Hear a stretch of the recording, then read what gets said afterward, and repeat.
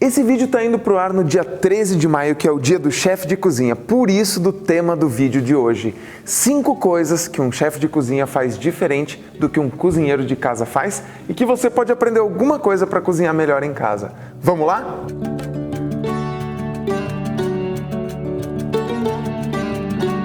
Olá, tudo bem? Eu sou o chefe Guilherme Guzella e hoje eu quero te dar, como eu falei no começo do vídeo, 5 dicas, na verdade são 5, mais uma, que pra mim é a mais importante. E lógico, eu vou deixar ela pro final do vídeo, porque pra mim ela é a cereja do bolo das dicas sobre gastronomia que eu posso te dar.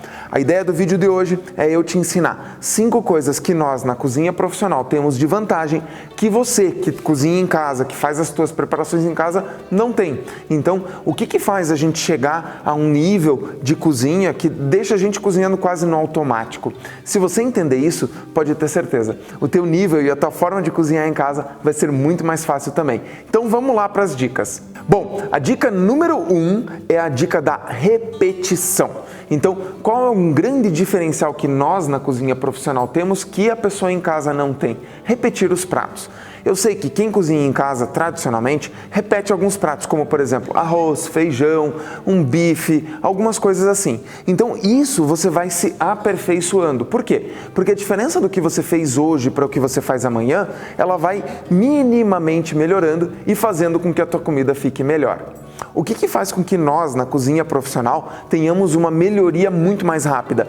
Pensa o seguinte, quando você chega num restaurante, que você come um risoto, dando um exemplo, quantas vezes aquele chefe ou aquele cozinheiro fez aquele risoto específico naquele dia? Às vezes 10, 15, 20, 30, 50 vezes. Então, ele teve toda essa chance de ir melhorando o que ele faz. Deixa eu jogar um paralelo aqui com uma outra situação. Eu vou colocar uma coisa bem hipotética. Um bacalhau de Páscoa. A Páscoa acontece uma vez por ano, então você faz bacalhau uma vez por ano. Por mais que a tua receita seja excelente, às vezes você errou uma coisinha naquele momento em que um ano depois você não vai lembrar do que você errou, a não ser que você anote, que você registre as coisas que você acabou fazendo. Concorda comigo? Por isso que nós, na cozinha profissional, acabamos melhorando muito mais rápido as preparações e acabamos agilizando esse processo. Por isso, uma dica importante para você, já que você talvez não tenha a oportunidade de repetir tantas vezes as receitas como a gente tem, sabe o que você pode fazer? Anotar as coisas. Eu tenho esse costume desde que eu comecei a cozinhar. Ter num caderninho ou mesmo imprimir numa folha a receita e anotar nela as coisas que eu acho que eu errei. Teve uma vez que eu fiz alguns testes de uma receita e eu peguei ela no final e fui anotando todas as coisas que eu achei que tinham dado errado. Era uma massa com recheio de carne de panela. E eu achei que eu tinha errado algumas coisas ali. Fui anotando. Na segunda vez que eu fui fazer, por mais que não tenha sido no mesmo dia ou no dia seguinte, tenha sido uma semana, 15 dias depois, me ajudou bastante eu ter aquela referência para eu poder corrigir as coisas depois. Pensa comigo e me responde aqui nos comentários. Você é do time que anota as coisas erradas que você fez nas receitas ou do time que não anota, só come e depois, no ano seguinte, vai lembrar das coisas que você fez? Dica número 2, e se você está aqui no canal e já é inscrito no canal, você não comete esse erro, quer dizer, eu espero que não, que é a questão da técnica. Bom, nós na cozinha profissional não necessariamente precisamos ter uma formação na área da gastronomia. Não é exigido isso para que nós trabalhemos na área da gastronomia. E isso não é problema. Por quê? A repetição, que é a primeira parte que nós falamos agora, faz com que você vá desenvolvendo técnicas. Seja técnica de cortar, seja técnica de cozinhar, saltear, mantecar. Se você ainda não é inscrito no canal, convido você a se inscrever. Por quê? Eu te ensino tudo isso aqui. E lógico, por exemplo, um risoto que a gente vai fazer tem uma técnica de mantecatura, de cozimento, as partes do risoto em si. E tudo isso são coisas que a gente vai aprendendo na prática. Então a técnica ela pode ser aprendida por você em casa, é a questão da repetição. E para a gente aprender uma técnica tem uma coisa muito importante. A gente precisa quebrar uma barreira, que é a barreira das crenças limitantes que a gente tem dentro da cozinha. Parece papo de motivacional, tudo, mas não tem nada a ver com isso. É um papo muito importante que é, vou dar um exemplo bem bobo. Em casa, a gente costuma às vezes usar aquela faquinha de serra para cortar as coisas. Não é a faca ideal, eu já falei sobre isso. Tem vídeo marcado aqui falando sobre quais as melhores facas que você pode ter na tua casa. e quais as primeiras facas, quais as facas que eu recomendo que você tenha. Mas, mais do que isso, se você continua persistindo e dizendo esse é o melhor, pode ter certeza, você não vai progredir. Isso funciona para tudo. Para o jeito que você corta a cebola, para a cebola que você compra, para a farinha do jeito que você usa, para a forma com que você mede. Pensa, quem já me acompanha aqui há bastante tempo vai entender o que eu estou falando. Eu sugiro sempre, tem uma balança em casa, aí você vem comentar para mim, mas eu não tenho balança. Mas compre, é isso que vai fazer você progredir. Usar uma técnica nova, usar técnicas diferentes para ir desenvolvendo. Não adianta, por exemplo, a gente querer assar um bolo a 250 graus toda vez se ele nunca deu certo. Você tem que fazer essa mudança na tua cabeça para depois poder fazer a mudança no dia a dia. A mudança do corte, encolher os dedinhos na hora de cortar, você cortar na tábua certa, tudo coisas que eu já te ensinei aqui no canal. Se você não viu isso, maratona no canal que você vai ver muita coisa legal. Mas assim, encolher o dedo, cortar do jeito certo, cortar com a tábua certa, com a faca certa, deixar tudo em ordem, não bater no liquidificador, deixar tudo certinho para você começar a cozinhar, isso são as técnicas. Usar a panela certa, tem panela ou frigideira para fazer carne, para fazer frango, para fazer peixe, para fazer ovo, então tudo isso você tem que ir dominando. Por a gente estar na cozinha profissional, a gente acaba tendo mais acesso a essas informações e isso faz com que a gente consiga cozinhar um pouco melhor. Mas você em casa pode ter esse mesmo acesso, contanto que você abra a cabeça. Pensa nisso. A dica número 3 tem tudo a ver com isso, que é o conhecimento dos ingredientes, utensílios e equipamentos.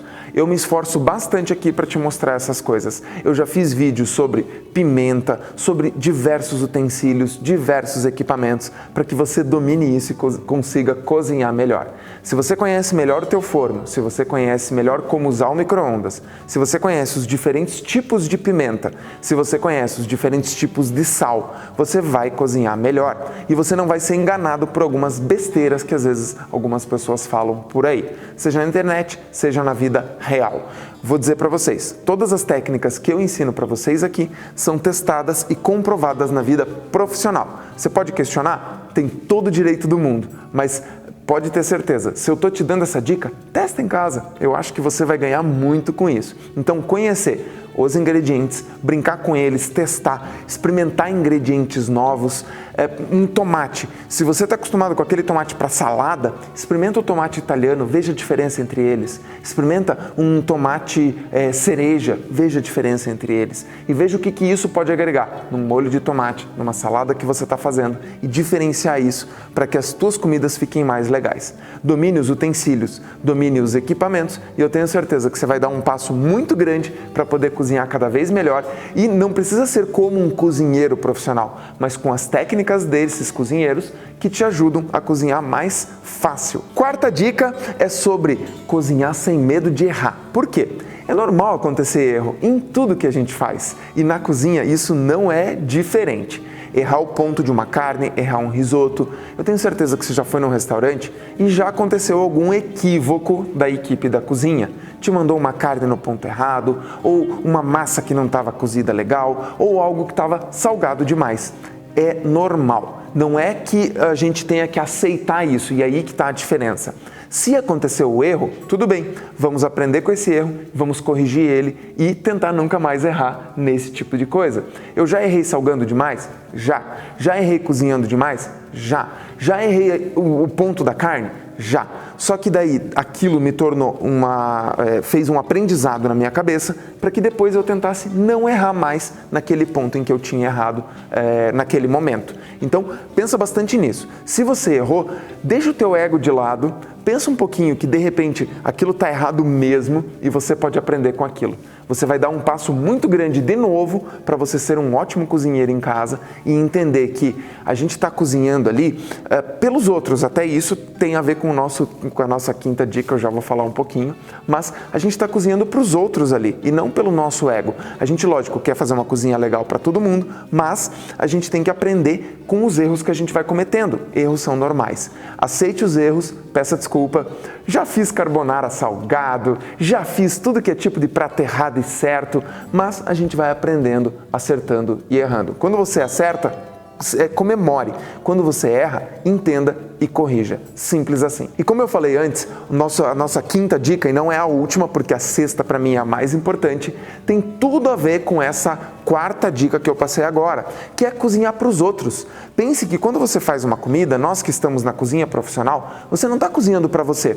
Muitas vezes a gente ligeiramente prova os ingredientes que a gente está fazendo. Aliás, essa é uma dica importante também. Experimente tudo que você faz. Não entregue para o cliente, para um amigo, para o namorado, namorada, marido, esposa, seja quem for, não entregue uma comida sem você ter experimentado antes. Como que você vai garantir que aquilo está legal? No ponto de sal, no ponto de tudo que você fez, se você não experimentou antes. Então, sempre experimente. Isso é uma dica importante. E sempre cozinhe para o outro. Não pense nas tuas preferências. Vou dar um exemplo bem bobo.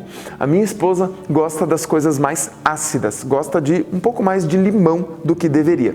Se a gente pensar com a cabeça dela, eu vou fazer tudo mais ácido. Será que todo mundo vai gostar disso? Quem gosta de mais sal, vai temperar tudo com mais sal do que o normal? Eu, por exemplo, eu tenho uma tendência para o doce, então eu vou deixar as coisas mais adocicadas. Tem que tomar cuidado, porque senão às vezes as nossas preferências vão se sobrepor à vontade dos outros. Exemplos bobos com isso são temperos, como coentro, que é um tempero muito polêmico, tem gente que gosta, tem gente que não gosta. Então pense nisso, você está fazendo comida para os outros e não comida para você. Você tem que fazer o melhor para o outro. Então ajuste, pense e tente se colocar no lugar do outro, né? Essa questão que a gente fala tanto nos últimos tempos de empatia, é você se colocar no lugar do outro, para que o outro entenda, ou você entenda o que o outro quer, e daí você entregar para ele aquilo que ele quer, aquilo que ele precisa também. Agora, vamos para a nossa última dica, que para mim é a mais importante para que você consiga cozinhar cada vez mais e melhor, e como nós fazemos na cozinha profissional. E essa dica, se ela não acontece com alguém que é profissional, tem que se aposentar, que é cozinhar por amor, fazer as coisas com carinho e com amor pelos outros.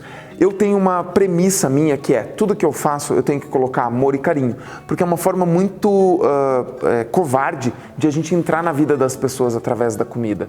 Você se predispôs a sentar numa mesa e comer algo que eu preparei para você. É muito covarde se eu colocar raiva, rancor, tristeza, angústia naquela comida. Por isso que eu tento sempre, quando eu entro na cozinha, estar com um astral legal. Por mais que outros problemas tenham acontecido na minha vida, eu tento entrar na cozinha e, naquele momento, me dedicar ao máximo para as pessoas que estão recebendo a comida que eu estou fazendo.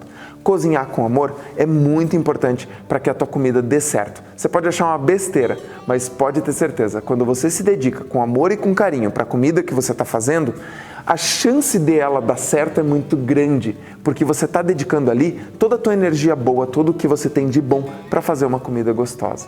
Olha, tudo isso que eu te falei tem a ver com comida de mãe, comida de vó, as pessoas que fazem comida porque amam a gente. Essas técnicas, essas coisas são a parte que a gente pode aprender. Agora, cozinhar com amor depende de você que está aí do outro lado. Eu tenho certeza que se você está aqui acompanhando o que a gente está falando, você cozinha com amor, você gosta da gastronomia e você vai cozinhar cada vez mais e melhor. E para isso eu sempre faço aquele convite para você. Deixa aquele like, já se inscreve no canal e ativa as notificações para você não perder quando tem vídeo novo, porque eu tô aqui para fazer você cozinhar mais e melhor. E eu quero que você esteja dentro da cozinha sempre, para que você possa receber as pessoas lá dentro e fazer um bom trabalho. Então, fica sempre aquele meu convite no final de todo vídeo, que é: vai cozinhar!